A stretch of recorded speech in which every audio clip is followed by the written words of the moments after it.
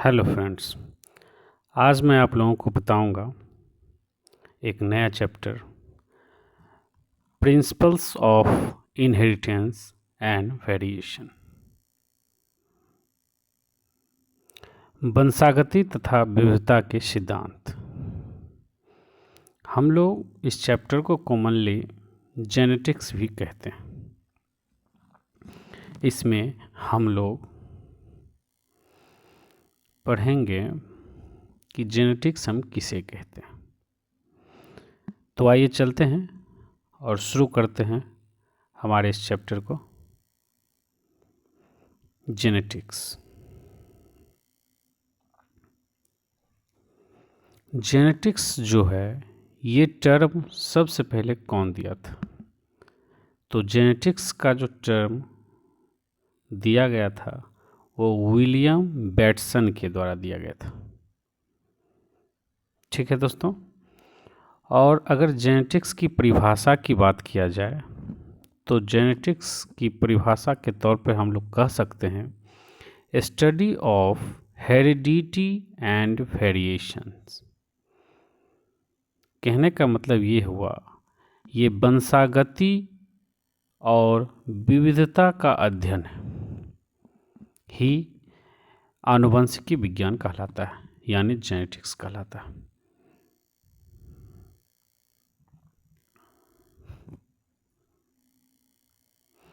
तो आइए चलते हैं। अब हमारे बायोलॉजी में खास करके जनक का बहुत बड़ा इम्पोर्टेंस होता है, तो हम लोग फादर ऑफ जेनेटिक्स को देखते हैं।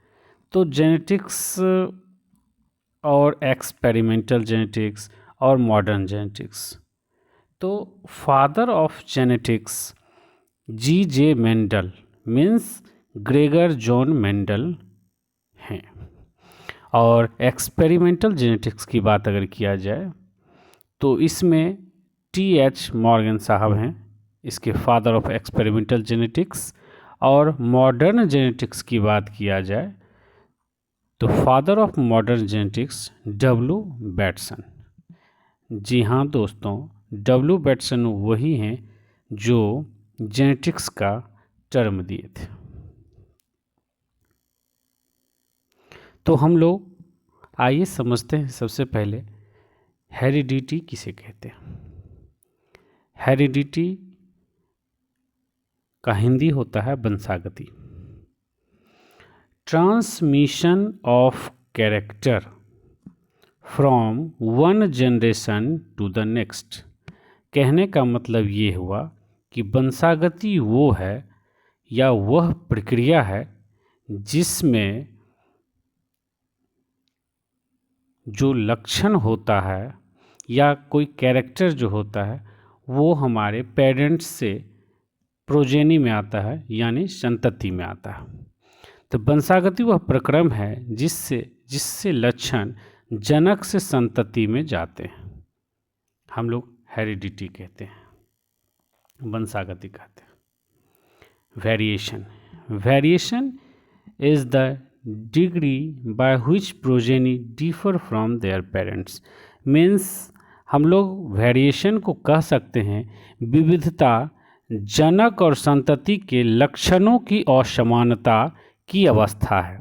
कहने का मतलब ये हुआ कि वेरिएशन जो होता है जनक और संतति के बीच का डिफरेंस होता है। ठीक है दोस्तों, आगे हम लोग समझते हैं।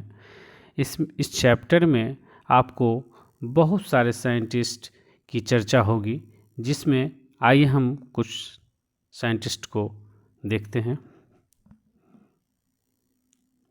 Father of genetics. जी हाँ दोस्तों, अभी कुछ देर पहले ही हम लोग पढ़ चुके हैं। Father of genetics G.J. Mendel, Gregor John Mendel हैं। पनेट स्क्वायर या पनेट वर्ग किनके द्वारा किया गया? R.C. पनेट। तो पनेट स्क्वायर कौन दिए थे? R.C. Punnett. Chromosomal theory of inheritance, यानी वंशागति का क्रोमोजोम सिद्धांत, वाल्टर शटन एंड थियोडोर बवेरी दिए थे। इसको हम लोग शटन एंड बोवेरी भी कहते हैं। रीडिस्कवरी ऑफ मेंडल्स वर्क, यानी मेंडल जो वर्क किए थे उसको रीडिस्कवर कौन किए थे? De Vries, Tschermak and Correns. ठीक है, इसी चैप्टर में हम लोग लिंकेज को भी देखेंगे। तो ये जो टर्म लिंकेज है ये कौन दिए थे? तो टी.एच. मॉर्गन। उसके बाद टर्म एक्स बडी को भी हम लोग देखेंगे। तो एक्स बडी कौन दिए थे? हैंकिंग। टर्म जीन, जी हाँ दोस्तों, मेंडल्स अपने वर्क में एक बात बताए थे कि ट्रांसमिशन ऑफ जो कैरेक्टर होता है वो क्या होता है। तो वो उस वक्त कहे थे कि कोई ना कोई फैक्टर तो ज़रूर है जो एक जनरेशन से दूसरे जनरेशन में जाते हैं, अर्थात माता पिता से उसके पुत्र में या पुत्री में आते हैं। तो इसी को आगे चल कर के फैक्टर के जगह पे जीन का खोज हुआ। इसी टर्म को फैक्टर मीन्स कारक होता है और इसी कारक का नाम बदल करके बाद में जीन हो गया। तो टर्म जो जीन है वो जॉनसन दिए थे। ठीक है, जीन होता क्या है? जीन होता है आनुवांशिकता की इकाई, यानी यूनिट ऑफ इनहेरिटेंस जीन हमारा कहलाता है। ठीक है दोस्तों,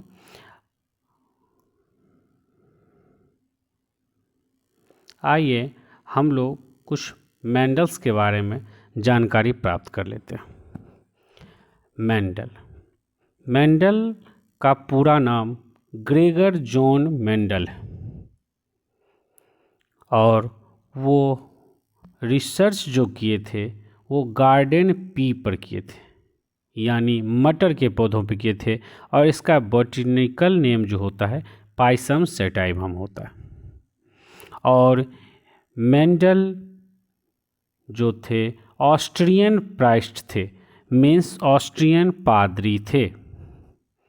और इनका जो रिसर्च मटर के पौधों पर चला वो 7 सालों तक चला। जी हाँ दोस्तों, यह 7 सालों तक इनका रिसर्च चला। 1856 ईस्वी से शुरुआत हुई और 1863 में समाप्त हुई, यानी कुल 7 इयर्स इनका रिसर्च मटर के पौधों पर चला। ये सबसे पहले स्टैटिस्टिकल एनालिसिस और मैथमेटिकल लॉजिक का प्रयोग किए, यानी सांख्यिकीय विश्लेषणों और गणितीय तर्कशास्त्र का सबसे पहले मेंडल ही यूज़ किए थे। मेंडल जो मटर के पौधों पे रिसर्च किए थे उनमें से ये 7 लक्षण यानी 7 कैरेक्टर को जो मटर के पौधों में मौजूद होते हैं उसका अध्ययन हम लोग करेंगे। तो सबसे पहले तने की ऊंचाई, स्टेम हाइट। तने की ऊंचाई लंबा या बौना, यानी स्टेम हाइट टॉल और ड्वार्फ। फूल का रंग बैगनी या सफ़ेद, flowers colour violet and white. फूल की स्थिति अक्षीय या अंत्य।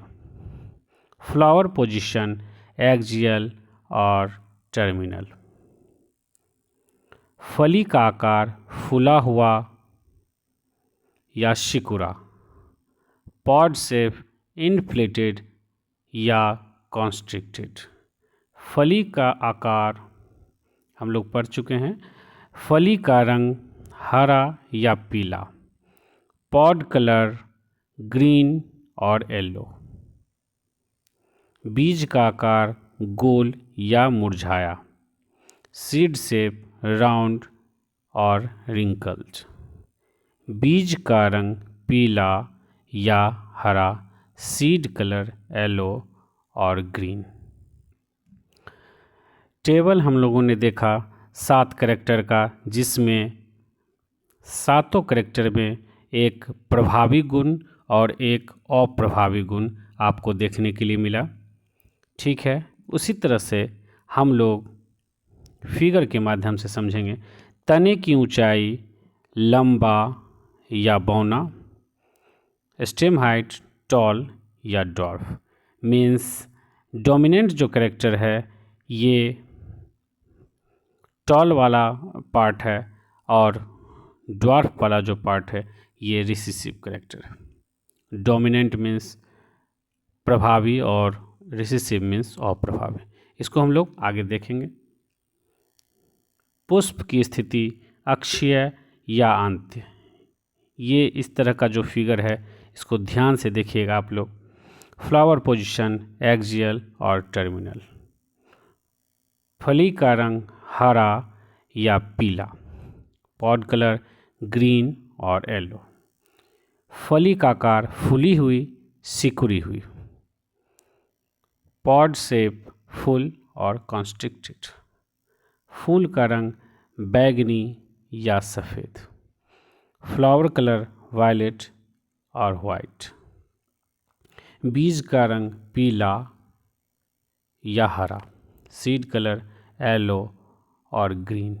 बीज का आकार गोल या झुर्रीदार, सीड शेप राउंड और रिंकल्ड। ठीक है दोस्तों, इसमें से ये जो फर्स्ट पॉइंट था इसमें लक्षण 7 लक्षण हैं, जिसमें से प्रभावी 7 हैं और अप्रभावी 7 हैं। ठीक है, कैरेक्टर्स जो हैं 7 कैरेक्टर्स हैं, जिसमें 7 डोमिनेंट ट्रेट हैं और 7 रिसेसिव ट्रेट हैं। ठीक है दोस्तों,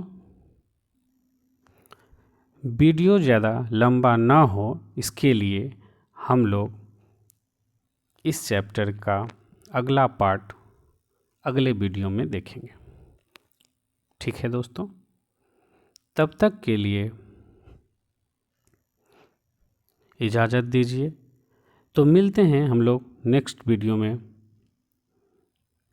अगर यह मेरा वीडियो अच्छा लगा हो तो मेरे इस चैनल को सब्सक्राइब करें और बेल आइकन की घंटी को ज़रूर से ज़रूर प्रेस करें, ताकि जो भी मैं नया वीडियो डालूं सबसे पहले उसका नोटिफिकेशंस आपको मिले। धन्यवाद।